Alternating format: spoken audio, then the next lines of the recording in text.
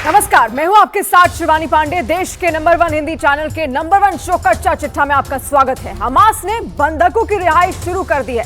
Ceasefire की शर्तों के मुताबिक बदले में इजरायल ने हमले बंद कर दिए हैं और एक बंधक के बदले 3 फिलिस्तीनी कैदियों को रिहा कर रहा है। 4 दिनों का सीजफायर है और इस बीच 50 बंधकों को हमास रिहा करेगा। लेकिन सवाल है कि क्या इस बीच बाकी के बंधकों को वो रिहा करेगा? क्या बचे हुए बंधकों के लिए अलग से डील होगी? सवाल यह भी है कि अगर सीजफायर के बीच टूट गया तो आखिर क्या होगा?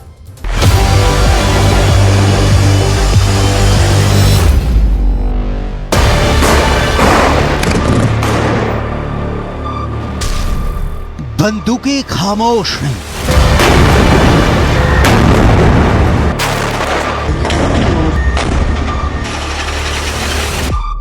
तोप चुप हैं।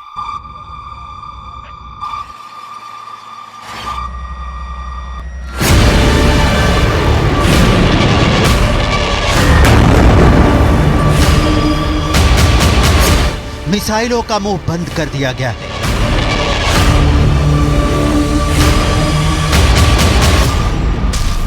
गाजा मातम वाली शांति में डूब गया है।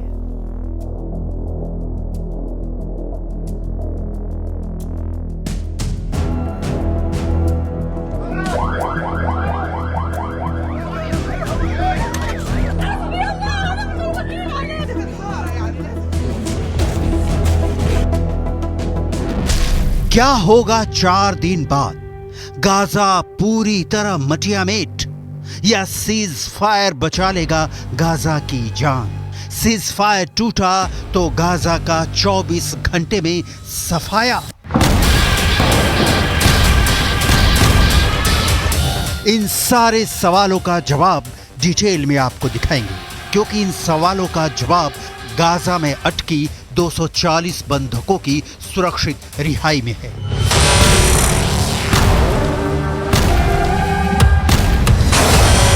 हमास ने बंधकों को छोड़ने के एवज में ही सीज फायर की गारंटी ली है। बंधकों की रिहाई की गिनती शुरू हो गई है। सबसे पहले जानते हैं बंधकों की रिहाई का प्लान क्या है। डील के तहत 4 दिन तक कोई जंग नहीं होगी, लेकिन इस बीच हमास 50 बंधकों को रिहा करेगा। इनमें महिलाएं और 19 साल से कम उम्र के बच्चे हैं। इसके बदले में इजरायल 150 फिलिस्तीनी महिलाओं और बच्चों को छोड़ेगा। मतलब एक बंधक के बदले इजरायल को फिलिस्तीन के 3 कैदियों को अपनी जेलों से रिहा करना होगा। इजरायल ने या हमास ने दोनों ओर से रिहा होने वालों की कोई लिस्ट जारी नहीं की है, लेकिन पहले जत्थे में जो 13 बंधक रिहा हो रहे हैं, उन लोगों के परिजनों से इजरायल की सरकार ने संपर्क किया है।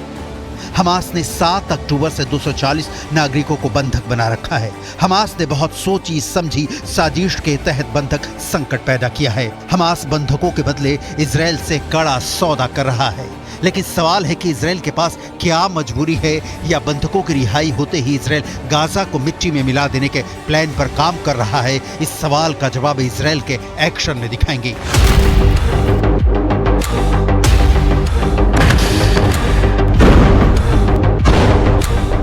उसके पहले सीज फायर वाली डील कहीं चीथड़े चीथड़े होकर हवा में बिखर न जाए, उसके लिए हमास इजरायल ने कैसे डील की है, इसकी डिटेल देखिए। ये सीज फायर सिर्फ 4 दिन के लिए ही रहेगा। सुबह 7 बजे से शाम 4 बजे के बीच बंधकों को छोड़ा जाएगा। हर दिन 13 बंधक रिहा किए जाएंगे।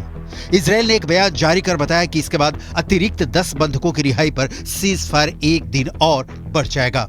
मतलब 5 दिनों में कुल 60 बंधकों को छोड़ने का सौदा हुआ है। इसके बाद 180 बंधकों के लिए हमास इजरायल के बीच कौन सा समझौता होगा, ये अब तक तय नहीं है। इसके अलावा हर दिन 200 ट्रक गाजा पट्टी में आ जा सकेंगे। इन ट्रकों में मानवीय और चिकित्सीय सहायता होगी। हर दिन ईंधन लेकर 4 ट्रक भी गाजा में आएंगे। कागजी पन्नों वाली डील जमीन पर कैसे उतरेगी, इसकी कंप्लीट जानकारी इजरायल के प्रधानमंत्री के सलाहकार से सुनिए। The Red Cross will take them across the border and hand the hostages to representatives of the Israeli Defense Force, who will meet each hostage and identify them physically and by the lists that we have, and see that these are the correct people that we are receiving. बंधकों को लेकर deal की पटकथा America ने लिखी है, जिसे Qatar की मध्यस्थता में जमीन पर उतारा जा रहा है। हमास बंधकों को छोड़कर सिर्फ इजरायल का तनाव नहीं दूर कर रहा है। Argentina, Britain, Chile, France, Germany, Portugal, Spain, Thailand और अमेरिका जैसे देशों का तनाव भी कम होगा, क्योंकि इन सारे देशों के नागरिक भी 240 बंधकों में शामिल हैं। हमास के पास 5 दिनों के बाद भी 180 बंधक बचे रहेंगे। हमास चाहता है कि इजरायल सभी फिलिस्तीनी कैदियों को रिहा करे और इजरायल चाहता है कि सारे 240 बंधकों को रिहा करो।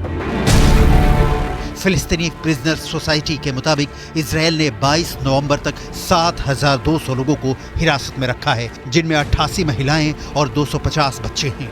इजरायल ने एक लिस्ट जारी की है जिसमें 300 फिलिस्तीनियों की जो रिहा होंगे उनको काबिल माना है। इनमें से ज्यादातर की उम्र 19 साल से कम है और उनके खिलाफ कोई संगीन अपराध भी दर्ज नहीं है। हमास नॉन मिलिट्री लोगों को रिहा कर रहा है और बदले में इजरायल वैसे कैदियों को जिनके खिलाफ आतंकी कार्रवाई के केस दर्ज नहीं हैं। आपके जहन में यह भी सवाल उठ रहा होगा कि दोनों जानी दुश्मन सीज फायर के लिए तैयार कैसे हुए, क्या मजबूरी रही, लिहाजा सीज फायर के लिए हमास और इजरायल क्यों रेडी हुए हैं। इसकी डिटेल देखनी बहुत जरूरी है, क्योंकि इस रेडी होने में तूफान के पहले की खामोशी दिखती है। वजह नंबर 1, 1.5 महीने के बाद भी बंधकों की रिहाई नहीं होने के बाद इनके परिजन विरोध प्रदर्शन के लिए सड़क पर उतर आए हैं। वजह नंबर 2, इसके अलावा गाजा में हर दिन खराब होती मानवीय स्थिति के चलते इजरायल पर अंतर्राष्ट्रीय दबाव भी बढ़ रहा है। वजह नंबर 3, 23 लाख की आबादी वाली गाजा पट्टी में 17 लाख लोग विस्थापित हो गए हैं। वजह नंबर 4, इसके अलावा क्षेत्र में मौजूद 36 में से केवल 10 अस्पताल ही फिलहाल काम कर रहे हैं। इजरायल सीज फायर के लिए माना क्योंकि बंधकों में विदेशी भी हैं और गाजा में भयंकर मानवीय संकट पैदा हो गया है। लेकिन हमास सीज फायर के लिए क्यों रेडी हुआ? जानकारों का मानना है कि हमास फिर से संगठित होने के लिए किसी भी युद्ध विराम का इस्तेमाल करना चाहता है। कहा जा रहा है कि हमास धीरे धीरे इजरायल की जेलों में बंद और अधिक कैदियों को रिहा करने की मांग करके युद्ध विराम बढ़ाने की कोशिश कर सकता है, लेकिन इजरायल इस मुहाने पर आकर जवाबी कार्रवाई नहीं रोकना चाहेगा। इजरायल के 3 मकसद अभी पूरे नहीं हुए हैं, जिसके लिए उसने हमास को जड़ से मिटाने की कसम खाई है। सीज फायर के बाद क्या होगा? पहली सौगंध, इजरायल का पूरे उत्तरी गाजा पर कब्जा अब तक बाकी है। दूसरी सौगंध, गाजा के दक्षिण में खान यूनिस शहर पर अब भी कब्जा बाकी है। तीसरी सौगंध, हमास के अंतिम आतंकी के जिंदा रहने तक युद्ध जारी रहेगा। मैसेज लाउड एंड क्लियर है कि संघर्ष विराम के बाद भी इजरायल नहीं रुकेगा। इजरायल इस बीच खुद पर कंट्रोल कर किनारे खड़ा रहेगा कि कब इन बंधकों को भी छुड़ाया जाए और कब गाजा का ऑपरेशन खत्म किया जाए। सीज फायर के दौरान ना तो कोई अटैक होगा, ना ही मिलिट्री मूवमेंट होगा। सीज फायर के दौरान हर दिन इजरायल सुबह 10 से शाम 4 बजे तक हवाई यातायात रोक देगा। इजरायली सेना गाजा में न तो कोई हमला करेगी और ना ही किसी को गिरफ्तार करेगी। इजरायल डिफेंस फोर्स यानी IDF इस वक्त गाजा में मौजूद है। टैंकों की पहरेदारी गाजा से हटाई नहीं गई है, क्योंकि जमीनी हकीकत यह है कि ना तो हमास को इजरायल पर पूरा भरोसा है कि सारे बंधकों को सुरक्षित रिहा करेगा, ना हमास को भरोसा है कि इजरायल सीज फायर का उल्लंघन नहीं करेगा। यानी दोनों सीज फायर में तब तक बंधे हैं जब तक उनकी मांगे पूरी होती रहेंगी। इजरायल का ताज़ा बयान है कि सीज फायर के बाद गाजा से लेकर कतर तक हमास के एक आतंकी को चुन चुन कर मारा जाएगा। हमास इजरायल की इस ऐलान को सुन चुका है और हमास ये भी जता चुका है कि उसे जब भी मौका मिलेगा वो इजरायल पर 7 अक्टूबर जैसे क्रूर हमले करेगा। जाहिर है दुश्मनी के बीच सिर्फ सीज फायर आया है और वो भी बिना भरोसे वाला। सीज फायर के बाद क्या होगा? युद्ध का गोला सिर्फ टैंक में रखकर बटन ऑफ किया गया है। किसी भी वक्त ग्रीन बटन ऑन हो सकता है। हमास और इजराइल के बीच पहली बार सीज फायर नहीं हुआ है और इसके पहले भी सीज फायर हुए हैं, लेकिन वो भी बिना भरोसे वाले ही रहे। ये बात दिगर है कि इस जंग में ये सीज फायर पहली बार हुआ है। इस बार का सीज फायर गाजा को संपूर्ण रूप से तबाह होने से कितने दिन या कितने घंटे बचा पाएगा कह पाना बहुत मुश्किल है, क्योंकि युद्ध मैदान में परिस्थितियां हर पल बदल रही हैं।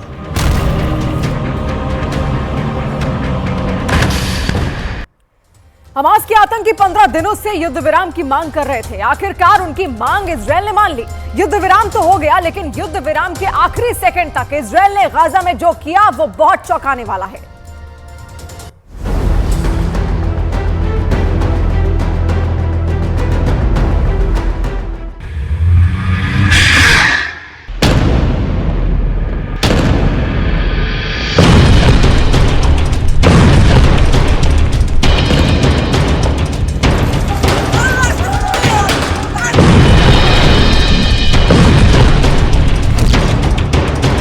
युद्ध विराम के बावजूद गाजा के खतरनाक हालातों में अभी भी कोई कमी नजर नहीं आ रही है।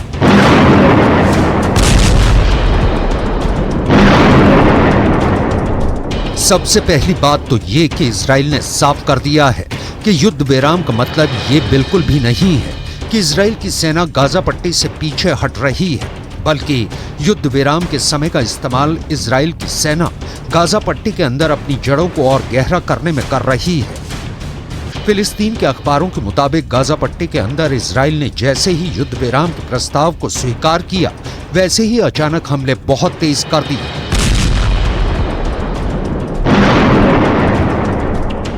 फिलिस्तीन के अखबारों का दावा है कि इजराइल ने 4 दिन के युद्ध विराम की पूरी कसर एक दिन में निकाल दी। युद्ध विराम के ठीक पहले सबसे बड़ा हमला रफा इलाके में हुआ है। रफा इलाका गाजा पट्टी के दक्षिणी हिस्से में है। यह भी एक बहुत बड़ा शरणार्थी कैंप है और यहाँ पर हजारों की संख्या में फिलिस्तीनी शरणार्थी रहते हैं। दक्षिणी गाजा के इस रफा इलाके में उत्तर गाजा से लाखों की संख्या में फिलिस्तीनी भाग कर आ गए हैं। ऐसी स्थिति में रफा का जनसंख्या घनत्व बहुत ज्यादा बढ़ चुका है और इतने खतरनाक हालातों में इजराइल के लड़ाकू विमान यहाँ पर बहुत तगड़ी एयर स्ट्राइक कर चुके हैं।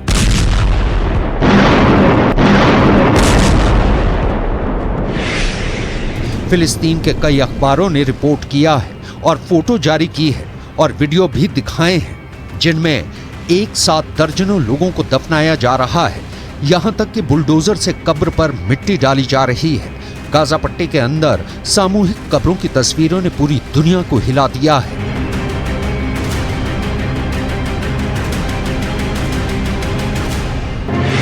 फिलिस्तीन के कुद्स न्यूज नेटवर्क ने कुछ ऐसे वीडियो पोस्ट किए हैं जो बहुत ज्यादा दिल दहला देने वाले हैं। वीडियो में दिखाया जा रहा है कि एक फिलिस्तीनी महिला अपने बच्चों के नाम पुकार रही है। मलबे के सामने खड़े होकर यह महिला अपने बच्चों को बुला रही है।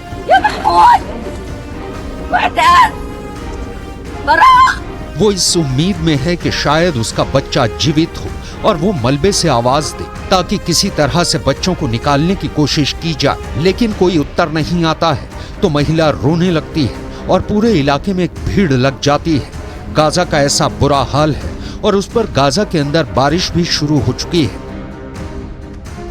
एक ऐसा वीडियो सामने आया है जहां पर गाजा की एक नागरिक किसी तरह अपने आप को बारिश से बचाने की कोशिश कर रही है। ये लड़की रोते हुए नजर आ रही है। फिर भी इजराइल के प्रधानमंत्री बेन्यामिन नेतन्याहू सीज फायर बिल्कुल भी नहीं चाहते थे। इसका प्रमाण हमास के प्रवक्ता ओसामा हमदान का बयान है। हमास ने कहा है कि 10 दिन पहले ही बंधकों की अदला बदली को लेकर शर्तें तय हो गई थी, लेकिन नेतन्याहू ने इसकी मंजूरी देने में 10 दिन लगा दिए। इतना ही नहीं, इजराइल इस कदर आक्रामक है कि इजराइल की डिफेंस फोर्स ने कहा है कि युद्ध विराम को मानना इजराइल के लिए कोई बाध्यता या कोई मजबूरी नहीं है, और अगर ऐसी परिस्थितियों का निर्माण होता है जो कि इजराइल के खिलाफ हालात बनते हैं तो युद्ध विराम को किसी भी वक्त तोड़ा जा सकता है।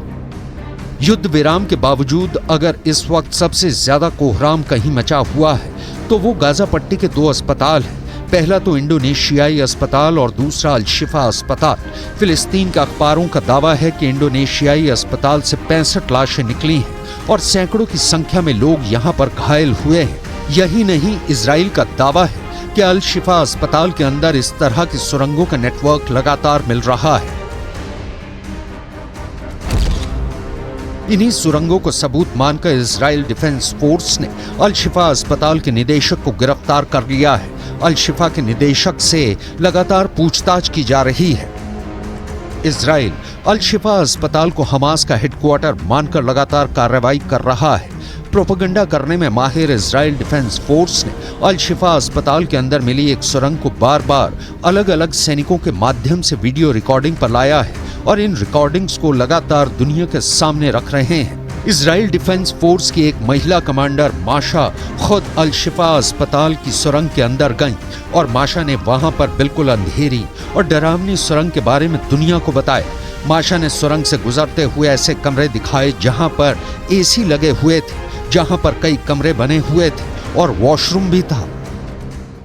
The first time our forces entered the Shifa complex, they went in with a bomb-sniffing dog, and they discovered a truck full of ammunition. After revealing the shaft by the D9, they saw a circular opening, and they couldn't see all the way down at the time, but further investigations and tools lowered down it revealed that this is a 10-meter deep shaft that leads to a corridor. At the end of that corridor, there's a blast-proof door with a shooting hole at the top of it.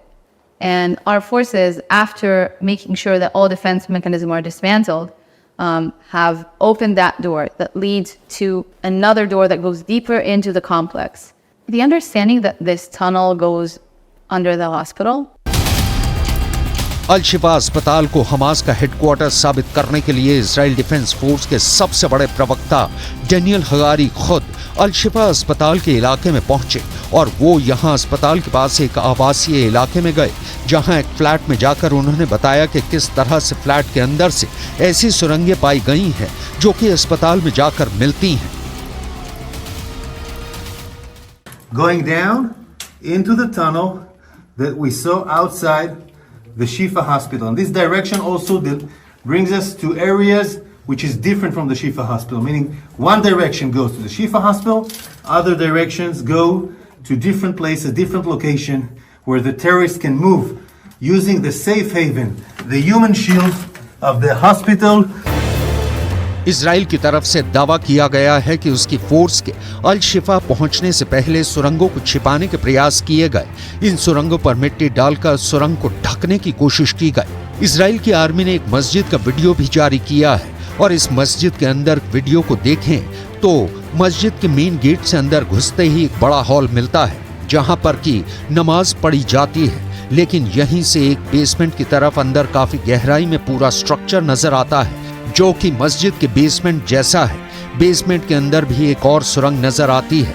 Basement में एक कमरे में white board नजर आता है जिसे Israel ने Hamas की रॉकेट लैब बताया है।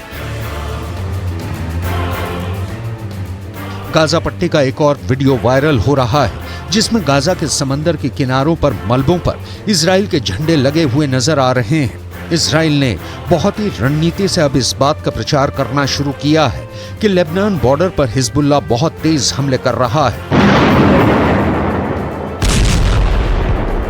बीते 24 घंटे के अंदर लेबनान के बॉर्डर से इजराइल पर 50 से ज्यादा रॉकेट, गाइडेड मिसाइल्स और ड्रोन्स के हमले हुए हैं। यानी अगर देखा जाए तो युद्ध विराम कागजों में भले दर्ज हो गया है, लेकिन इजराइल 4-5 दिन के युद्ध विराम की पूरी भरपाई पहले ही करने की कोशिश कर रहा है और दावा किया जा रहा है कि युद्ध विराम के बाद तो हालात और ज्यादा बिगड़ सकते हैं। यानी जब युद्ध विराम खत्म हो जाएगा तो उसके बाद इजराइल डिफेंस फोर्स लगातार हमास के आतंकवादियों के नए अड्डे पर हमले कर सकती है।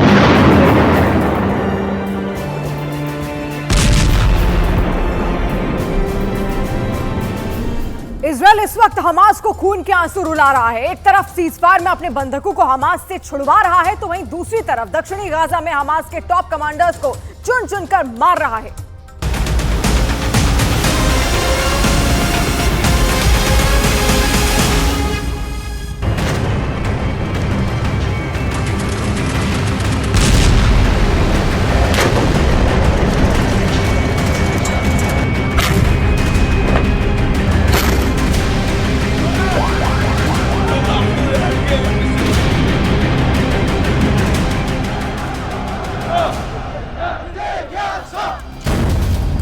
बागी हुई 401 ब्रिगेड, हमास की ग्रैंड वैली तबाह।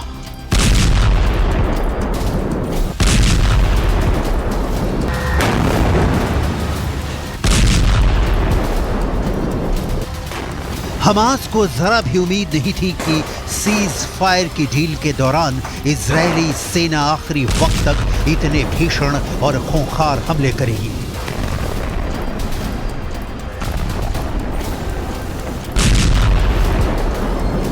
उत्तरी गाजा, दक्षिणी गाजा और वेस्ट बैंक में हमास पर सीज फायर डील के दौरान भी इजरायली सेना भीषण हमला कर रही है। लगभग 50 दिन की भीषण जंग में अब इजरायली सेना की 401 ब्रिगेड ने दक्षिणी गाजा में ऐसा हमला किया है कि हमास और इजरायल के बीच तय हुई सीज फायर डील की खुद इजरायली सेना ने धज्जियां उड़ा दी हैं।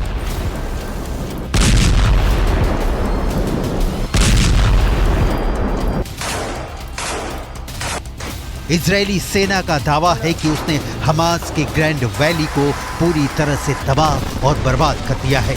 दावा किया जा रहा है कि हमास के ग्रैंड वैली में मौजूद हमास के कमांडर, लड़ाके, रॉकेट डिपो और हथियारों से भरा अस्पताल इजरायली सेना ने तबाह और बर्बाद कर दिया है। इजरायल डिफेंस फोर्स यानी आईडीएफ ने युद्ध विराम से पहले गाजा पट्टी में जबरदस्त कामयाबी हासिल की है। आईडीएफ के दावे के मुताबिक दक्षिणी गाजा के जबालिया इलाके में हमास की ग्रैंड वैली को ढूंढ निकाला गया है। हमास की ग्रैंड वैली में लंबे समय से इजरायल पर रॉकेट दागे जा रहे थे। यहाँ रॉकेट डिपो में रखे सैकड़ों रॉकेट को इजरायली सेना ने हवाई और जमीनी हमले में तबाह कर दिया है। हैरानी की बात तो यह है कि बच्चों के ऑपरेशन रूम में मौजूद बिस्तरों में हथियार छिपा कर रखे गए थे। हथियारों के जखीरे और भूमिगत बुनियादी ढांचे का खुलासा इजरायली सेना ने किया है। इजरायली सेना के मुताबिक ग्रैंड वैली हमास का वो इलाका है जहां से लड़ाई के दौरान हमास के लड़ाके इजरायली सेना पर जबरदस्त हमले कर रहे थे। इजरायल की 401 ब्रिगेड ने खुफिया जानकारी के आधार पर हमास की ग्रैंड वैली को पूरी तरह से तबाह और बर्बाद कर दिया है। दावा किया जा रहा है कि हमास के 150 से ज्यादा लड़ाके और सीनियर कमांडर इजरायल के इस हमले में मारे गए हैं।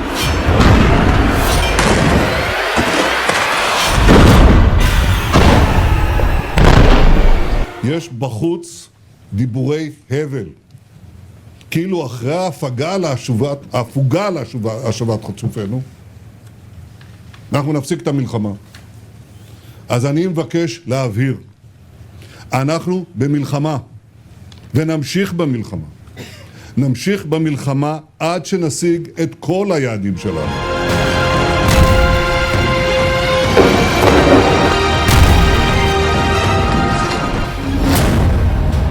सीज फायर दिखावा है, मिशन हमास का सफाया है। सीज फायर डील के दौरान भी हमास के ऊपर इजरायली सेना पूरी ताकत के साथ हमले कर रही है। इजरायली हमलों से हमास चीफ इस्माइल हानिया और खान यूनिस के टॉप कमांडर और नेता अहिया सिनवार बुरी तरह से बौखला गए हैं। उन्हें समझ नहीं आ रहा है कि इजरायली सेना से कैसे निपटे। इधर दूसरी तरफ इजरायली सेना ताबड़तोड़ हमले कर रही है।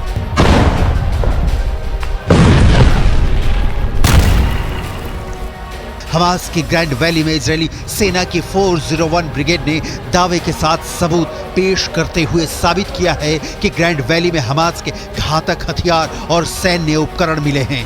लंबी दूरी के रॉकेट, लॉन्च शाफ्ट और हमास के ऑपरेशनल शाफ्ट को इजरायली सेना ने ढूंढ निकाला है। पर यहाँ हमास का ऑपरेशन बेस भी मिला है, जिसमें गोला बारूद, हथियार और दूसरी चीजें शामिल हैं। ग्रैंड वैली बनी खूनी वैली, मारे गए 150 लड़ाके। इधर लगभग 50 दिन के खूनी जंग में 43,000 से ज्यादा इमारतें गाजा पट्टी में तबाह हो चुकी हैं, जबकि 2,25,000 से ज्यादा इमारतें अब रहने लायक नहीं बची हैं। 10,000 से ज्यादा हमास के लड़ाके मारे जा चुके हैं। इधर इजराइल की आईडीएफ ने दावा किया है कि महज 10 घंटे की लड़ाई के बाद हमास का प्रमुख गढ़ पर कब्जा कर लिया गया है। इजरायली सेना का कहना है कि 10 घंटे की भीषण जंग में हमास के दर्जनों लड़ाके मारे गए हैं। आईडीएफ की मुख्य पैदल सेना इकाइयों में से एक नाहल ब्रिगेड के सैनिकों ने उत्तरी गाजा के पश्चिम में जबालिया पर भीषण हमला किया है। जबालिया में आउटपोस्ट 17 पर आईडीएफ ने हमास लड़ाकों को मारकर कब्जा कर लिया है। आईडीएफ ने खुलासा किया है कि हमास के लड़ाके जमीन के ऊपर और भूमिगत मार्ग से हमले कर रहे हैं।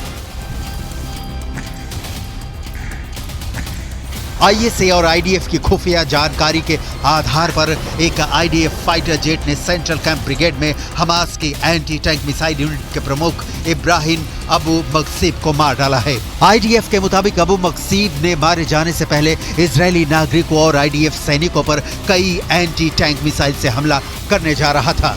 इससे पहले हमास के एंटी टैंक मिसाइल के कमांडर मोहम्मद असर को आईडीएफ ने मार डाला था। हमास के कमांडरों की सीरियल किलर बनी आईडीएफ। लेकिन इसके बावजूद कब्रिस्तान बन चुके उत्तरी गाजा में हमास के लड़ाके लगातार इजरायली सेना और टैंकों पर भीषण हमले कर रहे हैं। हैरानी की बात तो यह है कि हमास की अल कसम ब्रिगेड अमेरिकी और रूसी हथियारों से इजरायली सेना पर हमला कर रही है। हमास के पास जो घातक राइफलें हैं उन्हें देखकर ही लग जाता है कि ये या तो अमेरिकी हैं या फिर रूसी। इस वीडियो में दिखाया गया है कि हमास के लड़ाके अचानक तबाह इमारतों से बाहर निकलकर आरपीजी फायर कर रहे हैं या फिर टैंकों पर सीधे रॉकेटों से हमले कर रहे हैं, जबकि जमीन पर इजरायली सेना का एक भी पैदल सैनिक नहीं दिख रहा है। इजरायली सेना पूरी तरह से या तो टैंक के अंदर है या फिर किसी बख्तरबंद वाहन के अंदर से हमास के लड़ाकों से जंग कर रही है। हमास के इस खुफिया युद्ध ने इजरायली सेना के पसीने छुड़ा दिए हैं। खुद इजरायल के रक्षा मंत्री तक मानने को मजबूर हैं कि उन्हें बेहद क्रूर और शातिर लड़ाकों से जंग करनी पड़ रही है।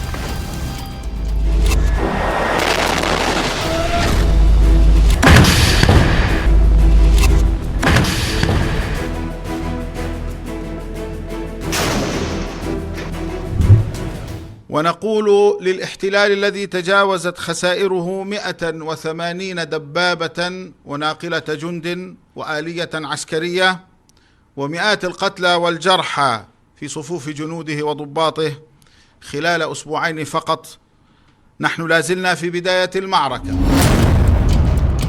भागी हुई 401 ब्रिगेड हमास की ग्रैंड वैली तबाह। लेकिन जिस तरह से इजरायली सेना ने सीज़फायर से ठीक पहले तक हमास पर क्रूर और बेरहम हमले किए हैं, उसने हमास की रीढ़ तोड़कर रख दी है। दक्षिणी गाजा के जबालिया में मौजूद हमास की ग्रैंड वैली तबाह होने के बाद से हमास के हौसले पस्त पड़ चुके हैं। इजरायल की सेना गाजा पट्टी में फैले सुरंगों के जाल को लगातार खत्म करने की कोशिश में लगी है।